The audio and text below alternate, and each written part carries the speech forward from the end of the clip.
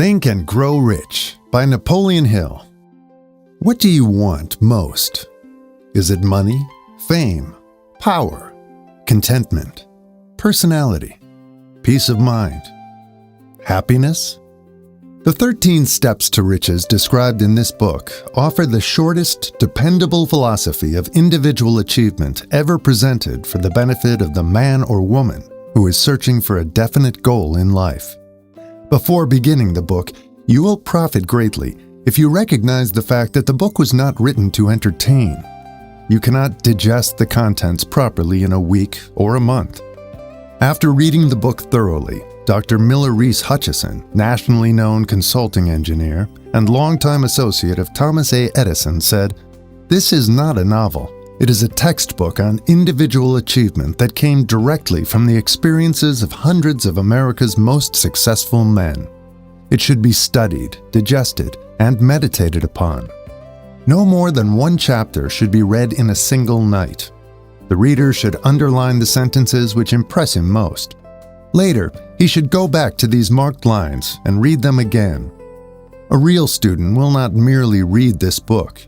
He will absorb its contents and make them his own. This book should be adopted by all high schools, and no boy or girl should be permitted to graduate without having satisfactorily passed an examination on it. This philosophy will not take the place of the subjects taught in schools, but it will enable one to organize and apply the knowledge acquired and convert it into useful service and adequate compensation without waste of time." Dr. John R. Turner, Dean of the College of the City of New York, after having read the book, said, "The very best example of the soundness of this philosophy is your own son, Blair, whose dramatic story you have outlined in the chapter on desire." Dr. Turner had reference to the author's son, who, born without normal hearing capacity, not only avoided becoming a deaf mute, but actually converted his handicap into a priceless asset by applying the philosophy here described. After reading the story, starting on page 52, you will realize that you are about to come into possession of a philosophy which can be transmuted into material wealth, or serve as readily to bring you peace of mind, understanding, spiritual harmony, and in some instances, as in the case of the author's son, it can help you master physical affliction. The author discovered, through personally analyzing hundreds of successful men, that all of them followed the habit of exchanging ideas through what is commonly called conferences. When they had problems to be solved, they sat down together and talked freely until they discovered, from their joint contribution of ideas, a plan that would serve their purpose. You, who read this book, will get most out of it by putting into practice the mastermind principle described in the book. This you can do, as others are doing so successfully, by forming a study club consisting of any desired number of people who are friendly and harmonious. The club should have a meeting at regular periods, as often as once each week. The procedure should consist of reading one chapter of the book at each meeting, after which the contents of the chapter should be freely discussed by all members. Each member should make notes, putting down all ideas of his own inspired by the discussion. Each member should carefully read and analyze each chapter several days prior to its open reading and joint discussion in the club. The reading at the club should be done by someone who reads well and understands how to put color and feeling into the lines. By following this plan, every reader will get from its pages not only the sum total of the best knowledge organized from the experiences of hundreds of successful men, but more important by far, he will tap new sources of knowledge in his own mind, as well as acquire knowledge of priceless value from every other person present. If you follow this plan persistently, you will be almost certain to uncover and appropriate the secret formula by which Andrew Carnegie acquired his huge fortune, as referred to in the author's introduction. Publisher's Preface. This book conveys the experience of more than 500 men of great wealth who began at scratch with nothing to give in return for riches except thoughts, ideas, and organized plans, Here you have the entire philosophy of money-making, just as it was organized from the actual achievements of the most successful men known to the American people during the past 50 years. It describes what to do, also how to do it. It presents complete instructions on how to sell your personal services. It provides you with a perfect system of self-analysis that will readily disclose what has been standing between you and the big money in the past. It describes the famous Andrew Carnegie formula of personal achievement by which he accumulated hundreds of millions of dollars for himself and made no fewer than a score of millionaires of men to whom he taught his secret. Perhaps you do not need all that is to be found in the book. No one of the 500 men from whose experiences it was written did. But you may need one idea, plan, or suggestion to start you toward your goal. Somewhere in the book, you will find this needed stimulus. The book was inspired by Andrew Carnegie after he had made his millions and retired. It was written by the man to whom Carnegie disclosed the astounding secret of his riches, the same man to whom the 500 wealthy men revealed the source of their riches.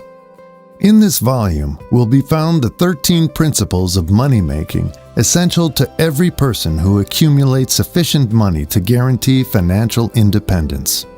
It is estimated that the research which went into the preparation before the book was written, or could be written, research covering more than 25 years of continuous effort, could not be duplicated at a cost of less than $100,000. Moreover, the knowledge contained in the book never can be duplicated at any cost, for the reason that more than half of the 500 men who supplied the information it brings have passed on. Riches cannot always be measured in money. Money and material things are essential for freedom of body and mind, but there are some who will feel that the greatest of all riches can be evaluated only in terms of lasting friendships, harmonious family relationships, sympathy and understanding between business associates, and introspective harmony, which brings one peace of mind measurable only in spiritual values. All who read, understand, and apply this philosophy will be better prepared to attract and enjoy these higher estates, which always have been and always will be denied to all except those who are ready for them. Be prepared, therefore, when you expose yourself to the influence of this philosophy, to experience a changed life, which may help you not only to negotiate your way through life with harmony and understanding, but also to prepare you for the accumulation of material riches in abundance. The Publisher. Author's Preface. In every chapter of this book, mention has been made of the money-making secret which has made fortunes for more than 500 exceedingly wealthy men, whom I have carefully analyzed over a long period of years. The secret was brought to my attention by Andrew Carnegie more than a quarter of a century ago. The canny, lovable old Scotsman carelessly tossed it into my mind when I was but a boy. Then he sat back in his chair with a merry twinkle in his eyes and watched carefully to see if I had brains enough to understand the full significance of what he had said to me. When he saw that I had grasped the idea, he asked if I would be willing to spend 20 years or more preparing myself to take it to the world, to men and women who, without the secret, might go through life as failures. I said I would, and with Mr. Carnegie's cooperation, I have kept my promise. This book contains the secret after having been put to a practical test by thousands of people in almost every walk of life. It was Mr. Carnegie's idea that the magic formula, which gave him a stupendous fortune, ought to be placed within reach of people who did not have time to investigate how men make money, and it was his hope that I might test and demonstrate the soundness of the formula through the experience of men and women in every calling. He believed the formula should be taught in all public schools and colleges, and expressed the opinion that if it were properly taught, it would so revolutionize the entire educational system that the time spent in school could be reduced to less than half. His experience with Charles M. Schwab and other young men of Mr. Schwab's type convinced Mr. Carnegie that much of that which is taught in the schools is of no value whatsoever in connection with the business of earning a living or accumulating riches. He had arrived at this decision because he had taken into his business one young man after another, many of them with but little schooling, and by coaching them in the use of this formula, developed in them rare leadership.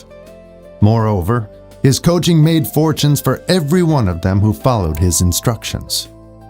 In the chapter on faith, you will read the astounding story of the organization of the giant United States Steel Corporation, as it was conceived and carried out by one of the young men through whom Mr. Carnegie proved that his formula will work for all who are ready for it. This single application of the secret by that young man, Charles M. Schwab, made him a huge fortune in both money and opportunity. Roughly speaking, this particular application of the formula was worth $600 million. These facts, and they are facts well known to almost everyone who knew Mr. Carnegie, give you a fair idea of what the reading of this book may bring to you, provided you know what it is that you want. Even before it had undergone 20 years of practical testing, the secret was passed on to more than 100,000 men and women who have used it for their personal benefit, as Mr. Carnegie planned that they should. Some have made fortunes with it. Others have used it successfully in creating harmony in their homes.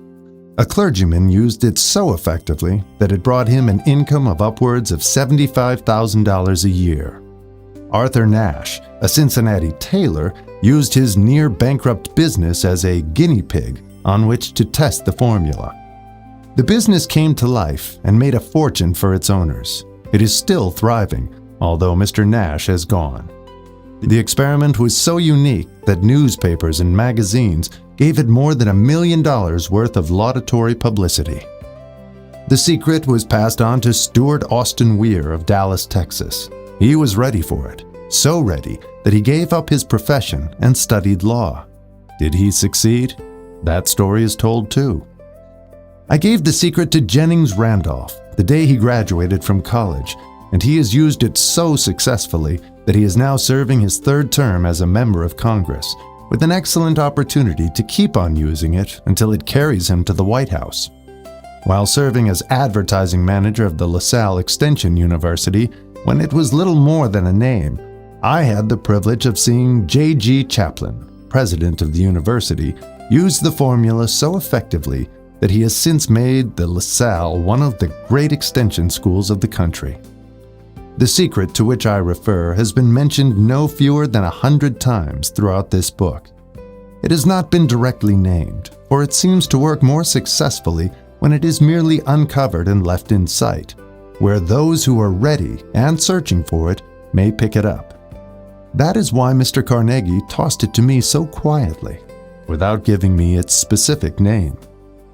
If you are ready to put it to use, you will recognize this secret at least once in every chapter. I wish I might feel privileged to tell you how you will know if you are ready, but that would deprive you of much of the benefit you will receive when you make the discovery in your own way. While this book was being written, my own son, who was then finishing the last year of his college work, picked up the manuscript of Chapter 2, read it, and discovered the secret for himself. He used the information so effectively that he went directly into a responsible position at a beginning salary greater than the average man ever earns. His story has been briefly described in Chapter 2. When you read it, perhaps you will dismiss any feeling you may have had at the beginning of the book that it promised too much.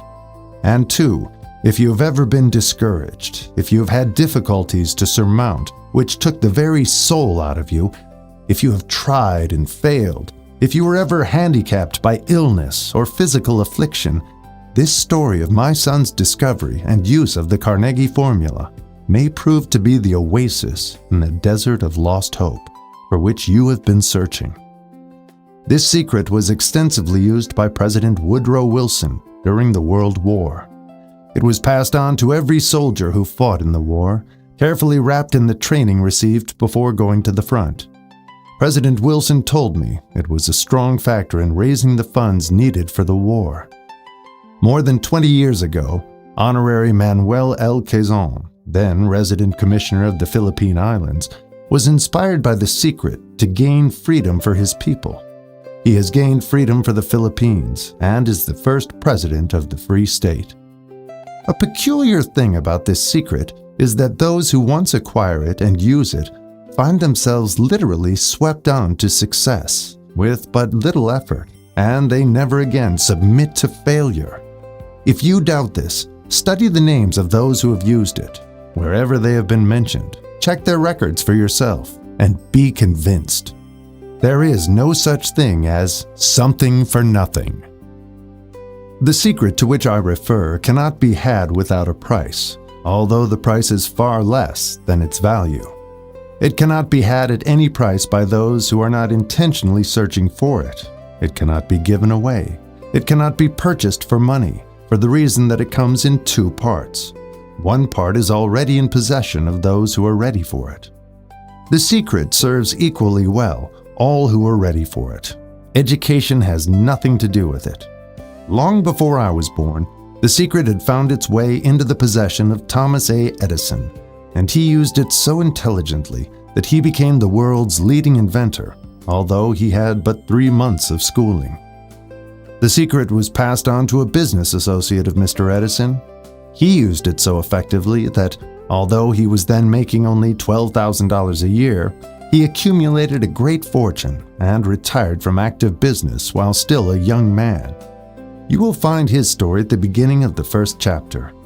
It should convince you that riches are not beyond your reach, that you can still be what you wish to be, that money, fame, recognition, and happiness can be had by all who are ready and determined to have these blessings.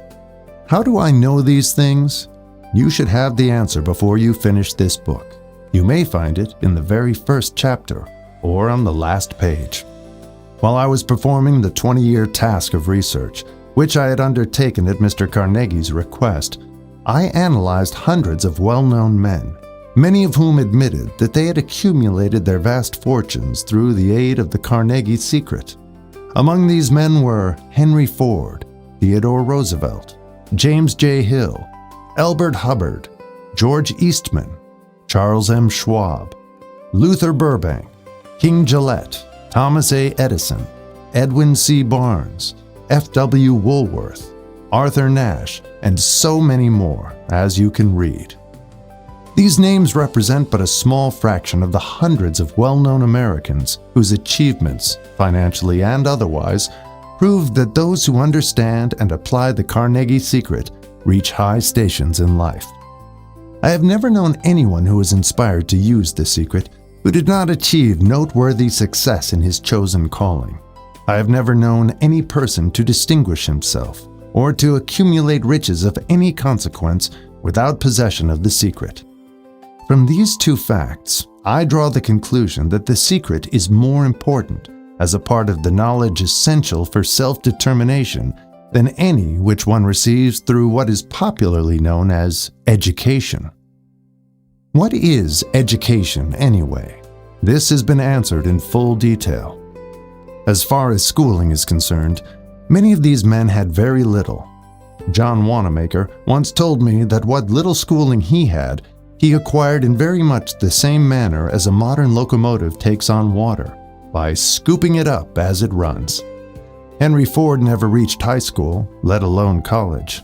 I am not attempting to minimize the value of schooling, but I am trying to express my earnest belief that those who master and apply the secret will reach high stations, accumulate riches, and bargain with life on their own terms, even if their schooling has been meager. Somewhere, as you read, the secret to which I refer will jump from the page and stand boldly before you. If you are ready for it, when it appears, you will recognize it. Whether you receive the sign in the first or the last chapter, stop for a moment when it presents itself and turn down a glass, for that occasion will mark the most important turning point of your life. We pass now to Chapter 1, and to the story of my very dear friend who has generously acknowledged having seen the mystic sign, and whose business achievements are evidence enough that he turned down a glass. As you read his story and the others, remember that they deal with the important problems of life, such as all men experience. The problems arising from one's endeavor to earn a living, to find hope, courage, contentment, and peace of mind, to accumulate riches, and to enjoy freedom of body and spirit. Remember, too, as you go through the book, that it deals with facts and not with fiction. Its purpose being ready to convey a great universal truth through which all who are ready may learn, not only what to do, but also how to do it, and receive as well the needed stimulus to make a start. As a final word of preparation, before you begin the first chapter, may I offer one brief suggestion which may provide a clue by which the Carnegie secret may be recognized? It is this: all achievement, all earned riches have their beginning in an idea. If you are ready for the secret, you already possess one half of it. Therefore, you will readily recognize the other half the moment it reaches your mind. The author.